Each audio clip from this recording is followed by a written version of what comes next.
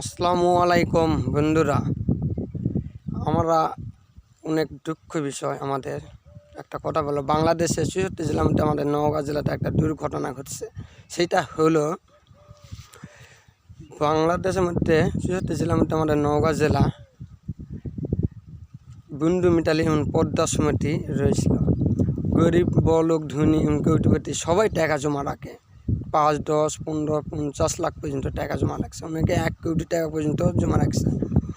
ওরা লোভ দেখাছে ১,২৫,০০০ টাকা সুদ মাসিক গেলেই, আর অন্য সমিতি দেয় ১২-১৩০০ টাকা, ১২০০-১৩০০ টাকা সুদ দেয়। যাক বন্ধুরা, আমাদের পাহাড়পুর বাজারে একজন হিন্দু দাদা ওনার টাকা নিয়ে গেছে, জমা রেখেছিল প্রায় ১ কোটি। বন্ধু মিতালি ৫০ লাখ, ওই পদ্মা সমিতি ৫০ লাখ। সেই দাদা এখন বর্তমান ইন্ডিয়াতে থাকে, এখন বাংলাদেশে নাই। সেই টাকা জমা রেখেছিল এবং রাজমিস্ত্রি শ্রমিক ভাই ওই পাহাড়পুর বাজারে একজন ছিল, সেও মনে করেন ৩ লাখ টাকা জমা রাখছে। সারাদিনে কাজ করতে ৪০০-৫০০ টাকা পায়, সেও ৩ লাখ টাকা জমা রাখছে, সেইটাও গেল। এবং আমার খালাতো ভাই ৫ লাখ টাকা রাখছে। আমার খালাতো নিজের ভাই ৫ লাখ টাকা বন্ধু মিতালি সমিতি জমা রাখছিল, সেইটাও নিয়ে গেছে। এবং আমার বন্ধু রায়নগর সেই ২০ লাখ টাকা রাখছিল, বন্ধু মিতালি ১০ লাখ, পদ্মার ১০ লাখ, ২০ লাখ টাকা জমা রাখছিল। সম্পূর্ণ পদ্মা সমিতি এবং বন্ধু মিতালি সমিতি চোরেরা সম্পূর্ণ টাকা নিয়ে চলে গেছে, একদম চোরের মতন।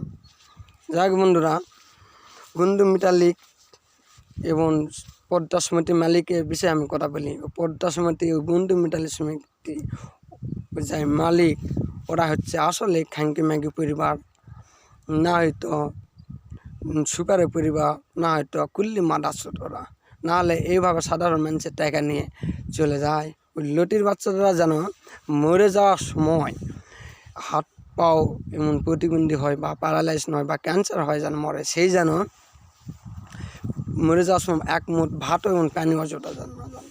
লটির বাচ্চারা একসময় যেন অনেক ধ্বংস হয়ে যায়, যেমন ঢাকা রানা প্লাস গার্মেন্টস যেরকম ধ্বংস হয়ে গেছে, ওই রকম বন্ধু মিতালি এবং পদ্মা সমিতিও যেন এইরকম ধ্বংস হয়ে যায়।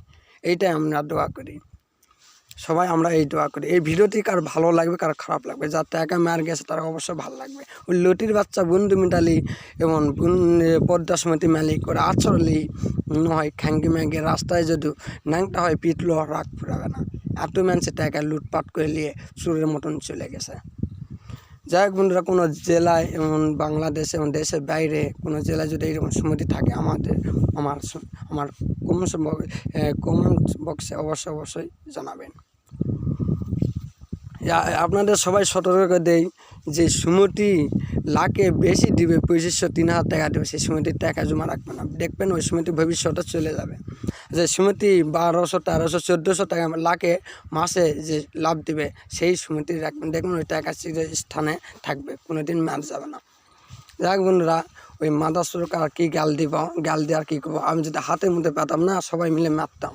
এখন লটির বাচ্চারা এখন আমার পাশেও নাই, কার পাশে নাই। এখন লটির বাচ্চারা বন্ধু মিতালি পদ্মা সমিতি মালিক এখন কোথায় আছে কে জানে না।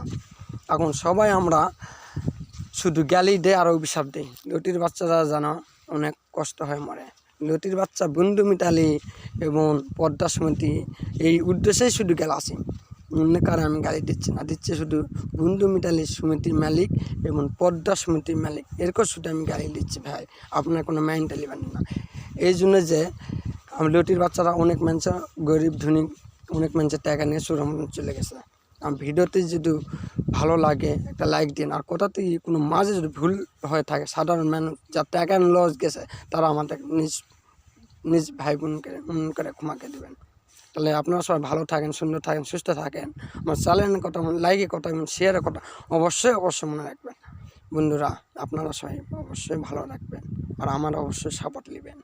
আমি অনেক কষ্ট হয়ে বন্ধু মিতালি এবং পদ্মা সমিতি আমি গালি দিলাম, কুল্লি মাদার চোট।